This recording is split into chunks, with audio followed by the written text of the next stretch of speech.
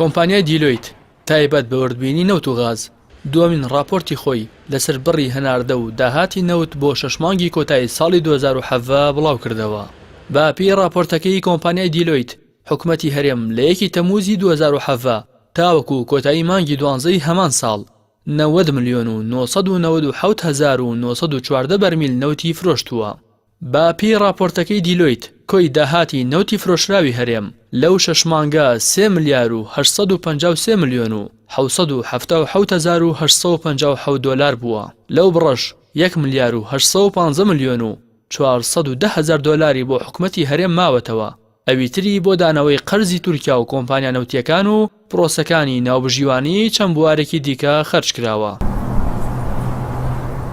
کۆمپانیای دیلۆیت ئاماژە بەوەش دەکات کۆی نەوتی هەناردەکراوە بە بۆری 81,835,881 بەرمیل نەوت بووە. هەر بەرمیلێک نەوتیش بە 44 دۆلار فرۆشراوە. هەروەها کۆی هەناردەی نەوت بە تانکەر 5,144,729 بەرمیل نەوت بووە. هەر بەرمیلێک نەوتیش بە 39 دۆلار فرۆشراوە. کۆمپانیای دیلۆیت لە بەشێکی دیکەی راپۆرتەکەدا ئەوە دەخاتە ڕوو لە 6 مانگی کۆتایی 2017 هیچ زانیاریکی نادروستیان لە داهات و هەناردەکردنی نەوتی هەرێم بەدی نەکردووە.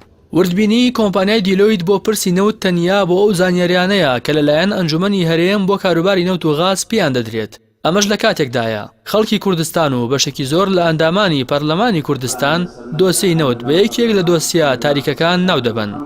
جگە لەوەش بەرپرسانی حکوومەتی هەرێم تا ئێستا ڕێگەی نەداوە دیوانی چاودێری دارایی هەرێم لیژنەی دارایی و سامانە سروشتەکانی پەرلەمانی کوردستان وردبینی و بەدواداچوون بۆ دۆسیەی نەوت بکەن.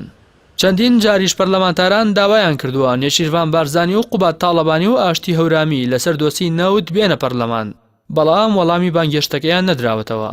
بەپێی یاسای سندوقی کوردستان بۆ داهاتە نەوتیەکانیش کە پەرلەمانی کوردستان لە ساڵی 2015 پەسەندی کردووە دەبێت سەرجەم داهاتەکانی نەوت و غاز بخرێنە ناو سندوقەکە، بەڵام تاوەکو ئێستا سندوقەکە دروست نەکراوە. بڵاوکردنەوەی دووەمین راپۆرتی کۆمپانیای دیلۆیت لەسەر نەوتی هەرێمی کوردستان دوای ئەوە دێت لە مانگی شوباتی ساڵی 2016 حکومەتی هەرێم گرێبەستێکی لەگەڵ کۆمپانیاکە واژۆ کردو تا ئێستاش بڕی پارەی دیاریکراو بۆ کۆمپانیاکە بە نادیاری ماوەتەوە.